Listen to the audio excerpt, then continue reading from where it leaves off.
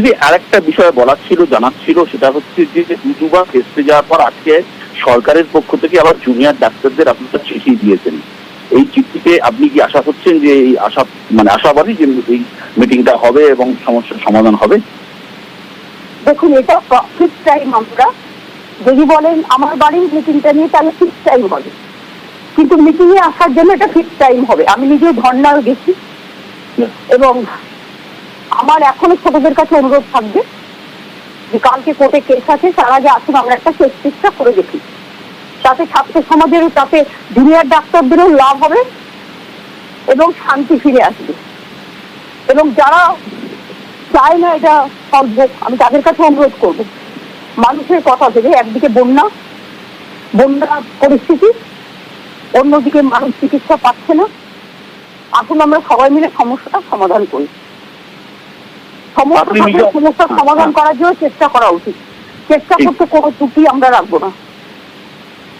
মানে আপনি মনে করছেন আলোচনার টেবিলে বসলে নিশ্চিতভাবেই সমস্যার জট কেটে যাবে? দেখুন, সবসময় তো সবটা হয় না, বা কিছুটা নিশ্চয়ই হয়। এবং আমিও তো ওদের ব্যাপারে কনসার্ন, সুতরাং এটা নয় যে ওরা এক টাইপের কনসার্ন। আমরা চাই তিলোত্তমার বিচারও হোক এবং সাথে সাথে ডাক্তাররাও তাদের সুস্থ স্বাভাবিক পরিবেশে কাজে ফিরুক। সুতরাং তাদের কথা শোনার জন্য আমি তৈরি আছি।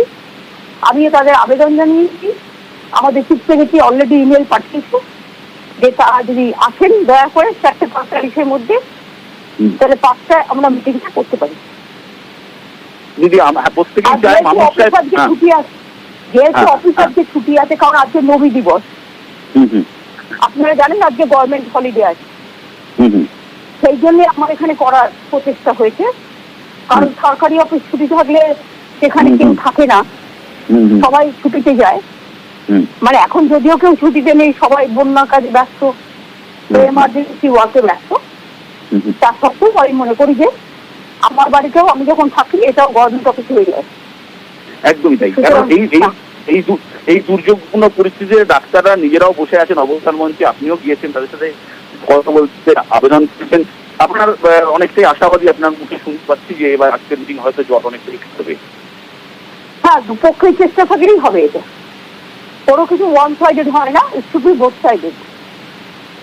একদমই একদমই। অনেক অনেক ধন্যবাদ দিদি আমাদের সঙ্গে থাকার জন্য, অনেক ধন্যবাদ। থ্যাংক ইউ, আপনাদের ধন্যবাদ। বিশেষ করে বন্যাক্লিষ্ট অঞ্চলে আপনাদের গ্রামে গ্রামে আপনাদের টিভিটা ভালো পৌঁছায়, মানুষকে বার্তা দিন সরকার তাদের পাশে আছে, আমরা তাদের বিপদে যে কোনো রকম সাহায্য করতে প্রস্তুত। অনেক ধন্যবাদ, অনেক ধন্যবাদ। Thank you.